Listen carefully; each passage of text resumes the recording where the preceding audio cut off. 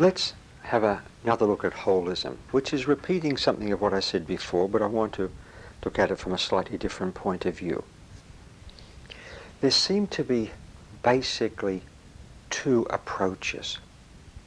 One we might call the analytic, and one we might call the synthetic, the building up into a whole. And it occurs to me now, so I'll say it. See, I hated, when I was doing anatomy, I hated the dissection room. I couldn't stand the whole, the vibes there at all. I was very disturbed by it. And what you do with anatomy, dissection, is of course you start at the skin, you open the textbook, you start at the skin, and you open the body, and by looking at the textbook you cut down, you cut down, you cut down, and you reveal ever deepening layers of the anatomy. And I had great difficulty with this, not only because of the as I say, the presence in the anatomy room, but also because I couldn't understand things that way. It didn't somehow make sense to cut down to sort of understand. And what I did is I developed, in a way, which was my own system of anatomy. So I sat at home with my set of bones, and I painted in different colours on the bones the attachment of the muscles, which I copied out of a book, because there were books that showed this, you see. And then I'd look at the bones, I'd say, well, there's a muscle that's going from here to there, and then I tried to imagine this other muscle going over it from this other direction over to that direction, and so forth. So I tried from the bare bones to build up the anatomy of the body.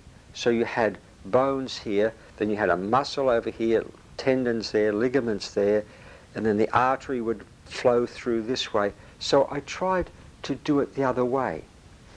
And there used to be anatomy transparency atlases that you could get.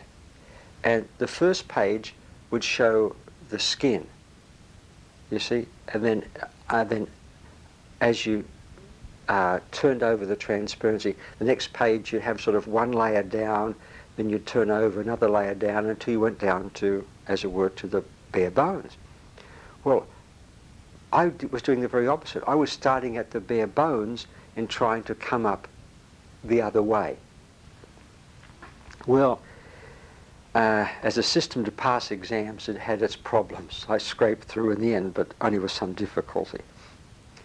But I think what I was trying to do is to develop a synthetic view of building up to the whole, rather than taking the whole and dissecting down to the bit. You understand? It's more, one approach is more synthetic, one is more analytic. I think Freud and some of the psychoanalysts, the earlier ones, were quite brilliant. Freud his process was one of analysis in a sense, but at the same time he seemed to be able to develop a synthesis out of the analysis. And that's what I think the great scientist can do. He can analyze and synthesize. That's extremely rare. So I think what's happened in science, in our lives, has been a progressive specialization. Progressive, but always at the loss of the whole synthesis. See, think of university education.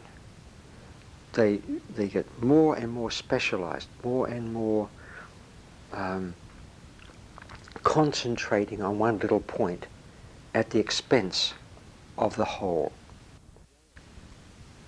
The other system, what was called a liberal education, was wide-ranging, and the whole idea was was as you looked wide enough, you develop an overall conception of the totality.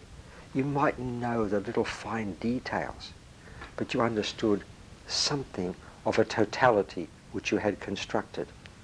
Each has its place. Each has its place. But what I want to look at is what causes us to desire the analytical at the expense of the synthetic.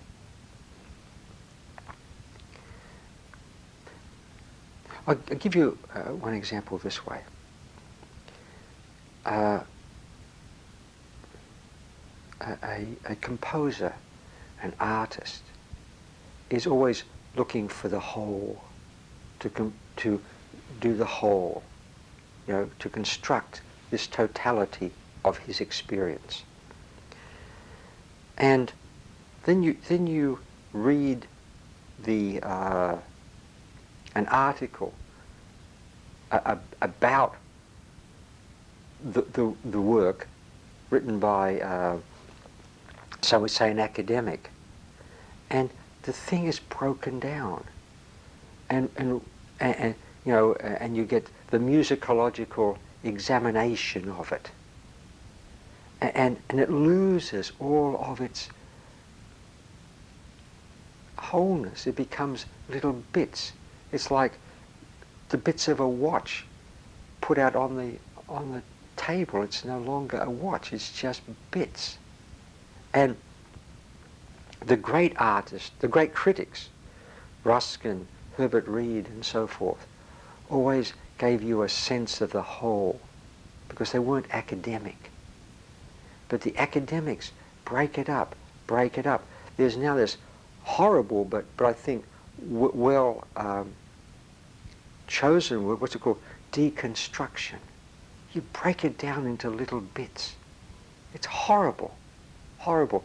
I remember when I first started listening to classical music, you put on a Beethoven symphony, and then you'd read on the back, it says he's now modulated from A flat to this. He's done. You say, but that's not that's nothing to do with what my experience is. Why do they have to do this? Why can't they show us, from their point of view, the whole? Why can't they help us to see the whole of the composer's intention? Why is there such a desire for the analytical? You see? Now, remember, as I've said before, this inability to commit yourself to the whole relates to circulation sex 3 problem, the basic delusion. My mother's trying to drive me crazy. My mother's trying to kill me by driving me crazy. You see? Now, as long as you have that opinion of your mother, you have to focus on bits. You can't focus on the whole. You can't commit yourself to the whole. You're forced to look at bits. Only a person who doesn't have this circulation sex 3 problem, which is very ubiquitous, only one who doesn't have it can have enough trust in his mother's love that he can try to conceive the totality and commit himself to the whole. You see, it really all comes down, as always, do you basically feel loved by your mother or not? The true great artist is the one who does feel loved and proclaims this. That's what we call cantillatory art. And the true synthesizer in any body of knowledge is going to be one who so believes in his mother's love that he can look at the totality, because the totality, the whole, was and still is the mother.